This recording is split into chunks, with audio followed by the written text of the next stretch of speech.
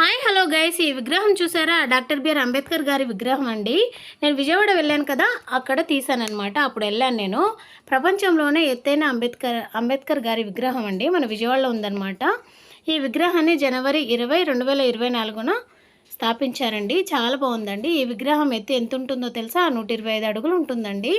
విజయవాడలోని నడిబొట్టున స్వరాజ్ మైదానం అని ఉండేదన్నమాట. ఆ మైదానంలో డాక్టర్ బిఆర్ అంబేద్కర్ గారి విగ్రహం స్థాపించారండి. ఇప్పుడు ఆ మైదానాన్ని డాక్టర్ బిఆర్ అంబేద్కర్ గారి స్వరాజ్ మైదానం అని పిలుస్తున్నారనమాట.